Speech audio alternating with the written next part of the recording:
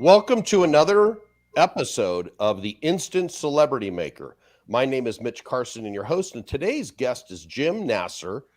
He's got a very serious look on his face, but he's got a fun side, and we're going to learn about this today. And he is the CEO and founder of his company, which I'm going to let him explain. Blockchain-enabled software expert is the way I could glean what exactly he is. But we're going to learn about Jim today. Welcome to the show, Jim. Thank you, Mitch. I appreciate you having me on. And yeah, it's great to connect and looking forward to the conversation. Well, share a little bit about what your company does and how you found this space, because this whole area of blockchain, cryptocurrency, can be gobbledygook jargon to some people. So maybe you can demystify. Yeah, no doubt. And it is, and I think you're completely correct, that there's a lot of noise, is one way of putting it. That there's a lot around cryptocurrencies and speculators and these days NFTs and things like this. So no doubt, really kind of the way we look at it is that blockchain, essentially is technology. It's really cryptography for providing trust, for providing an infrastructure for trust. The metaphor I use, Mitch, for, just to explain kind of what I do to people who are not particularly technical or really understand the software side of things is this idea of a metaphor of, if you like, kitchen, right? If you have a kitchen and you have your refrigerator and then you have your faucet and things like this, you're gonna have some expectations and rely on water flow as example, right? When you turn the water on to warm, it's going to be warm and there's a certain pressure and things like this. In the back of your mind, that that's really enabled through a whole bunch of piping underneath the tiles, right? And there's a heater and things like this in the basement, but you don't dig up the tiles and look at the piping and gauge it and things like this. You just kind of trust that it works because that's what it's supposed to do. And really blockchain in a way is that plumbing, if you like, to provide computational trust for us, particularly in this day and age where there's a lot of misinformation, which I know all of us are familiar with in all kinds of areas, but not just misinformation, information that can materially impact us in a negative way.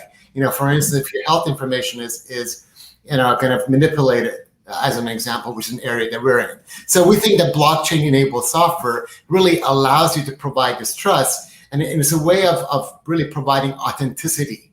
So if you say, hey, look, I did this at this time, you can actually prove it using kind of independent software as opposed to relying on, for instance, just Amazon or Jim to tell you. You can rely on software. That's really the net of it, in kind of a simplified way. And the way we kind of I stumbled into this, if you like, is that I've been in the software development industry for really my entire career, and a number of years ago I came across Bitcoin. I think like many of us in this space, with the white paper from Satoshi Nakamoto and this idea of decentralized kind of management of financial, like a cryptocurrency and things like this, and then. As time went on, particularly during my tenure at the Centers for Disease Control, I started thinking about, well, how can you take this idea of a decentralized, essentially engine for transactions and apply it to other things than just financial services, for instance, for public health. And that's really how I kind of, over the course of a few years, it's evolved into what we do now. That's great. And how would your friends describe you? Ooh, I think the presumption there is that I have any friends. Yeah, and if you weren't in the room, let's add that caveat. Okay. Yeah. I think driven would be probably a word that they might use. Most people probably would think that. I think probably enthusiastic and open-minded are maybe some other ways that might describe me. I kind of think of myself, and this may not be how they think of me, but as and I guess. Fun, or at least like to see the fun side of things and not take myself too seriously. I think there's time and place for being serious and driven and focused, but you also have to find a balance and not like take yourself and your place in the world too seriously. Okay. And I always enjoy the response to this. What is your greatest accomplishment? Oh, this one's easy. Just being a father, a good father. I think that's, to me, it was my number one objective as a child growing up, was to have my own family, be a good dad. And my dad, to be fair, was an excellent father, and not that he's passed on, but certainly he was a good role model for me. And I feel like that's been my objective all along. And, I have children who've kind of moved on, and they're successful in the way they define success. And we have a good relationship. There's a lot of mutual respect. So yeah, certainly that one. How many kids? I have 5. Yeah, it's a busy Wow. family. Wow. Yeah. Okay. You 1 or 2 if you're interested. Well, 5. Well, that's good. I never had kids. Probably a regret, but 5 kids. Good for you. That's got to make you motivated and driven. Fantastic. It keeps me lean. Let's put it that way, and also it ensures that I have no opportunity to retire. Oh, well, I get it. So what do you wish you had known when you started out, Jim? I think what I've found as time has gone on, Mitch, and I've had my own business, several times actually, is that you can actually do more with less, and I think there's, as you grow up, and this is what I found, I'm not suggesting is everybody's experience. I think there's this veneer of like, well, you have to know XYZ, or you have to be a certain size, or you have to, you have to have friends on Sand Hill Road or whatever.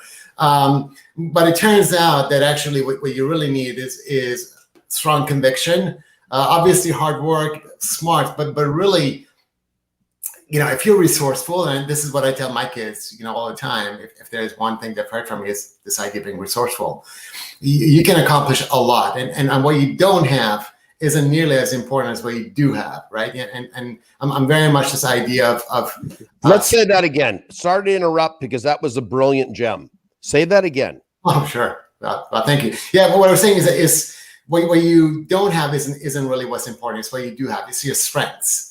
You build on your strengths, and if it absolutely is needed, you negate your weaknesses or work on some of those, but you don't have to be the best at everything. That we all have a lot of strengths. Like, for instance, I can already tell you're obviously an expert in what you do, in kind of prying out brilliant ideas and kind of getting people to open up. So that's a tremendous strength. So you can build from that, right? And I think there's a lot to be said for people understanding that and building from the strength, and not worrying on what they don't have. And really, you can do more with less. There's this whole idea of what is called like frugal innovation or Jugaad innovation, which is, you see it in many so-called third world countries where they innovate, do fantastic things with very little resources. So I'm just a believer in that. I wish when I was starting out, I had understood this, or maybe somebody had mentored me in that way, because I would have short-circuited a number of things that I did in a faster, perhaps better way. Well, one question about this topic, which I took notes, and I'm going to recap it at the end, but more with less, does that also apply to human capital? Are you lean in terms of employees with your entity, or, do you outsource when needed, or tell me about that? Yeah, no doubt. So when it comes to software development, actually this more with less really does work, right? If you have the right people, and really, to me, is the underlying kind of structure or the underpinning principle is the culture. If you have the right culture and you find the right people to fit into it, and those are big ifs, by the way. That's not a formulaic thing. You have to really work at it. And then you can accomplish great things with small teams. And I think you may have heard of this idea of a 2-pizza team, which Amazon has popularized, which essentially means you can build pretty much any kind of software with a team that you can feed with 2 large pizzas. That's about 8 people.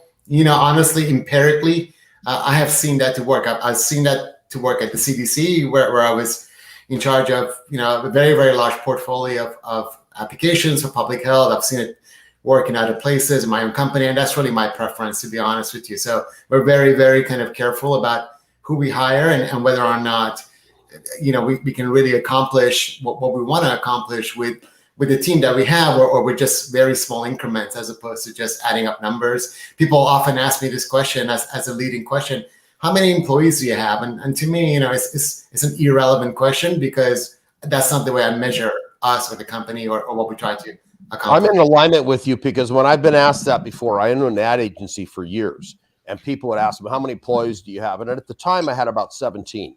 And I said, as few as possible.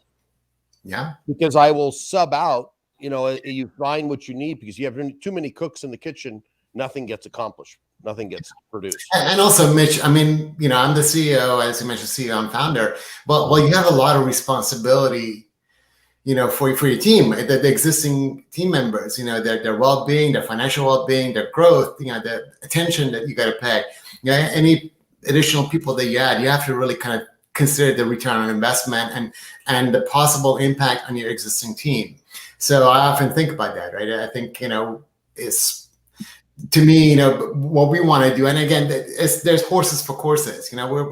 We're a software development outfit, right? So we're not a help desk outfit where you could say, the more people you have, the more throughput.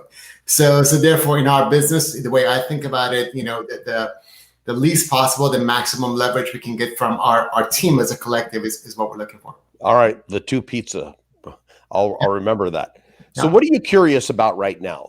And this could be business or personal.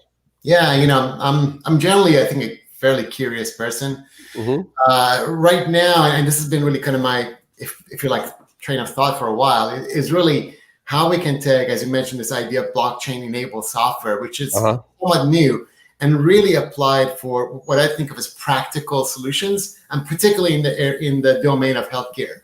I have a number of years now that I've been in healthcare, pharmaceutical, public health space, and unfortunately, I see like how profligate it is, how wasteful it is, how disjointed it is, how really it's designed to be incredibly, kind of effed up, for lack of a better term. And I mean, it's really designed that way. There are a lot of kind of opportunists that take advantage of that, but it shouldn't be that way. It shouldn't. In 2021, there's plenty to help innovate around this space, yet not enough innovators are either incentivized to be in there or they see a lot of barriers to entry. And I think, to me, that we have an opportunity as a collective, and people like you and I, even, we have a role to play, because many times from the outside looking in, it seems like a very stodgy, old, highly regulated, non-functional, dysfunctional kind of industry. And all of that is somewhat true. But that doesn't preclude the fact that there's a great opportunity for us to do something really important. Okay. And what's something you have failed at? Oh, gosh. How long do we have?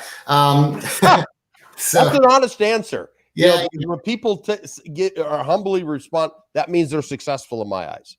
So, yeah. I mean, many things. Sometimes I set unrealistic goals and get distracted or distract myself from what's really important. And I think that's, in some ways, I think that's an entrepreneur's trap, and it's one that no matter how many times you tell yourself, you kind of somehow get into it. You say yes too many times and things like this. I think from my perspective, a lot of it really kind of comes down to, if I look at the larger picture of what I've failed at, is really this idea that, perhaps something, again, this kind of goes back to this idea that as an entrepreneur, you kind of think you can do anything, you can convince anyone, you can distort reality and have people see things the way you think, it can be seen or should be seen. But the reality is you can't make pigs fly. No. There's a certain moment in time, and I think I've come across this a few times, where you just have to say, what, diminishing returns, I'm going to move on, because no matter whatever point of view you're going to take, certain people are just not going to want to see it that way, and that's their prerogative, and you just got to say, okay, let's move on. And I think that's something that I often try and think about, is don't waste like my time, my energy, my kind of political capital on people and opportunities where clearly there's a mismatch. Okay. My favorite question: if you could have coffee with any historical figure, who would you choose? And this individual is already in the afterlife. Ooh, in the afterlife. That's a good question. It's no longer with us. So I grew up, Mitch, basically being, I guess, an athlete. I played soccer a lot, and really most of my, if you like, heroes were soccer players, or people that were in the soccer world. So there's this gentleman named Johan Cruyff. who is very well known, not just in soccer, certainly in soccer, but also outside of that. And he was an innovator. He really, in the 70s and 80s, was an innovator, was a brilliant player. He played for the New York Cosmos for a couple of years, and some Americans may remember him from that context. But he really innovated. He kind of like went against the stream, came up with some amazing ideas that really to this day, many of his disciples practice. And to me, just talking to him and trying to understand like what was going through his head and how he kind of built this conviction within himself to do what he did and then to really kind of feed the engine and how to grow it, that this idea of a culture. To me, a lot of that is super interesting and is applicable to not just soccer or sports, but really almost every walk of life. Okay. And who's been your most important professional mentor? Yeah. They can be alive.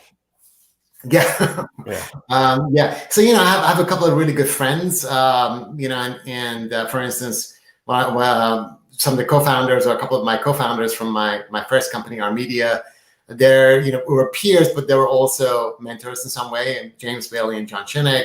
I have a really good friend. His name is Dimi, and I consider him as a peer. Also a good mentor. I would say though, from earlier in my career, it was my first manager at IBM. He at that time I was, I guess a young whippersnapper or something like this, for lack of a better term.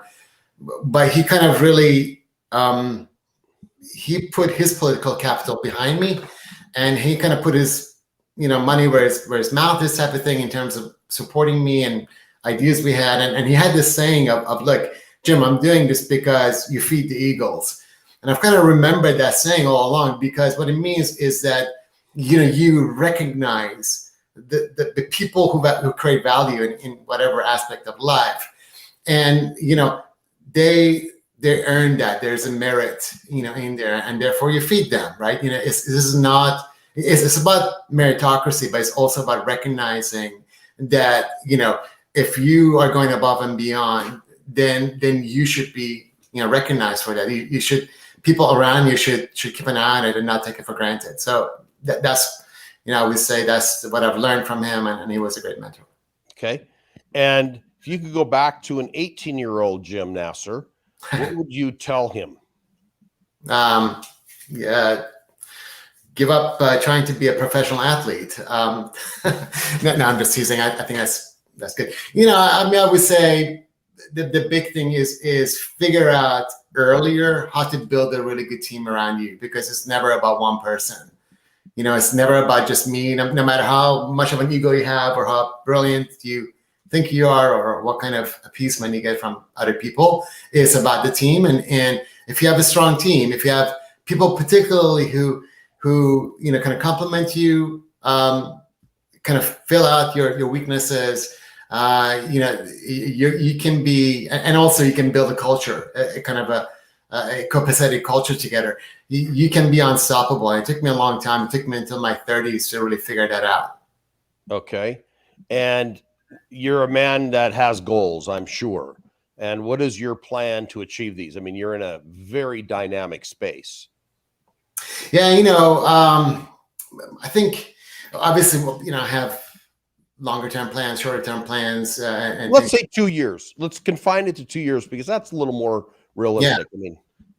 I think it's really kind of some key milestones that I've laid out, or we have laid out as a company, not just me personally. And it's really all to do with adoption of our ideas first, because there's an education cycle to what we're doing. We're trying to kind of make a case for why you need this like source of truth or source of authenticity for systems that already kind of exist, for instance, healthcare. So and obviously conversations with people like yourself is an element of that. But then the other side is really adoption of our software, because at the end of the day, we're a software company. We don't want to we can't be everything to everyone. That's not the intention. So it's really kind of plan to, and it's a series of like many milestones to meet.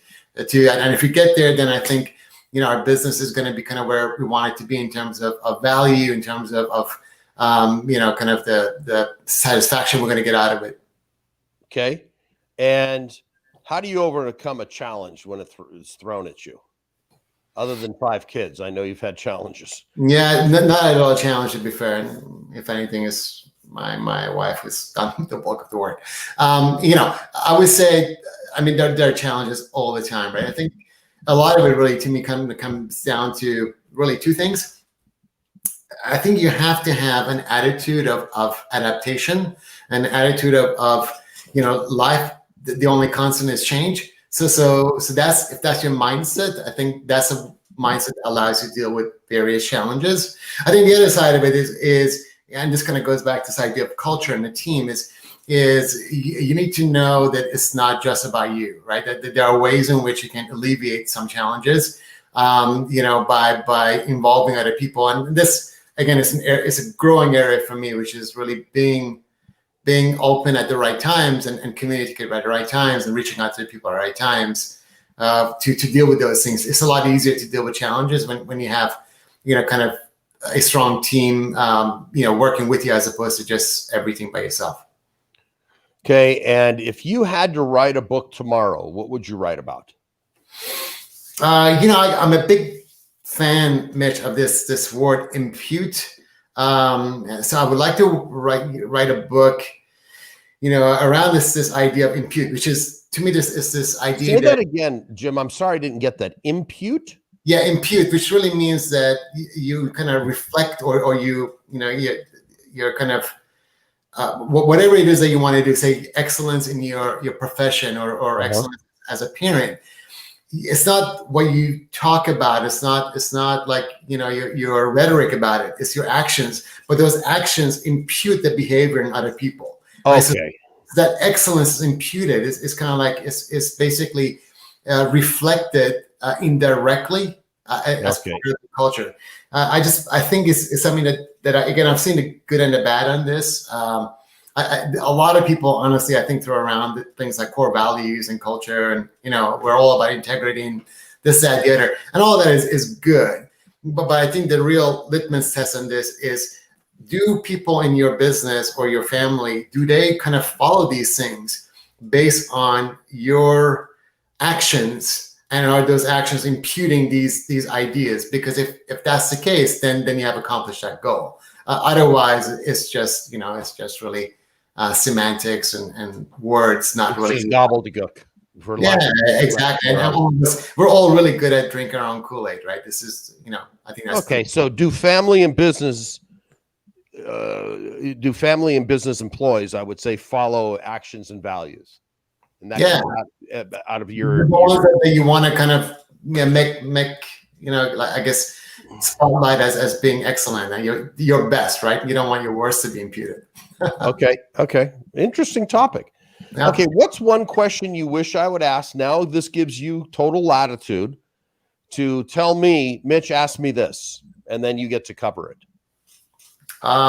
So very obvious questions come up, like, Mitch, please give me betting tips. No, I'm just messing around. That's not a question. That's a request. But it is. So maybe it could be phrased as a question. So I would say it's really the question would be, and hopefully this is obviously a kind of a positive thing for you, which is how can you and your organization help us really get what we want to do and these ideas that we have out into the market, out into more people, and not necessarily the usual suspects, but people that we don't necessarily come across, because we think we have some interesting ideas. We think there's some important things in here that can help, that can help certain industries, certain people, certain communities. So that would be the question: is how can we kind of evolve this? How can we collaborate and help? It's interesting. You already preceded, and you didn't even know the question that's coming. Is how do you promote your personal and company brand? And that's question one. Please answer that. How are you growing it currently? Because you're a new entity, because the space is new. Yeah. Like you're a stodgy old Fortune 500 company. You're in a cutting edge area. Totally. So how are you growing it now? Other than, all right, you're on my podcast. Great. Have you been on other podcasts? You've been on the radio? You've been in TV? I would say it's an interesting question, Mitch. And we're and this is one of those areas where I was mentioning you have to have the right team, right? Yeah. So we are very good at what we do in terms of building software. We have a lot of experience, the core team that's been together for a long time. We kind of know what we're doing. We have expertise and credibility. However, we are not marketers, right? We don't have, that's not really our forte. We're not PR people.